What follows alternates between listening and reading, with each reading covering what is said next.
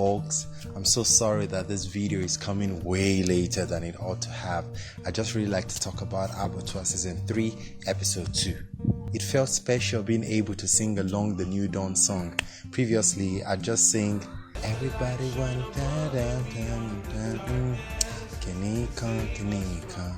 But now, like a karaoke track, I can use these correct lyrics which were captioned and impressively well formatted.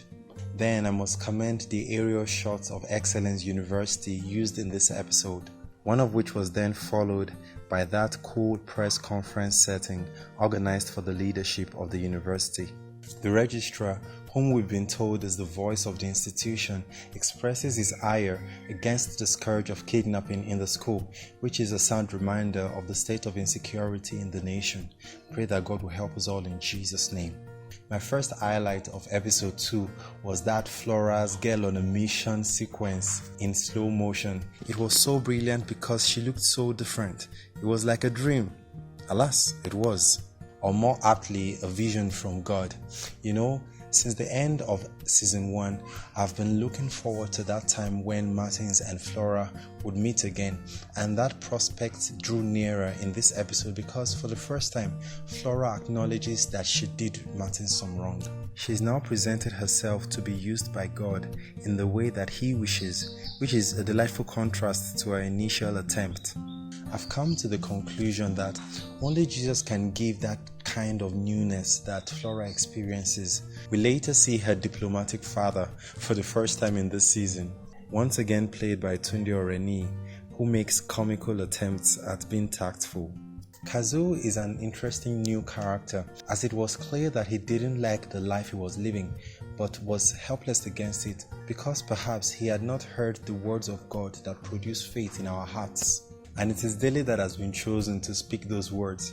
Unfortunately, he flees at the first sight of trouble and, sort of like Jonah, ends up in the belly of the whale, ushered in by Omoba Olusegun's Coyote.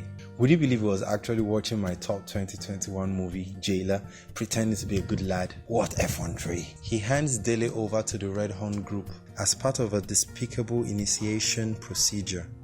In episode 2, we see more of Rambo, whose quest for power I initially was skeptical about. Here it is shown that he is the go-to guy for blood, and he now rubs shoulders with the high and mighty of the underworld, in the Registrar for example, and former Inspector General Gbade. Lastly, in this episode, everything falls through for Duro Sanya, and it is Martins that is told to go and deliver him. You know, for a second, I wondered if Martins had really learned his lesson after going through the hard knocks of unforgiveness. I expect that Duro Sanya and Martins will meet again physically after over 15 years at some point in this season. I can't end this review without talking about that last scene. Oh my God, it was wow, mind-blowing. Indeed, every tongue raised against us in judgment shall be condemned by God. Alright, so those are my thoughts on Abattoir Season 3 Episode 2. I hope to be doing the same for subsequent episodes. Thank you so much for watching. See you in the next video. Stay blessed.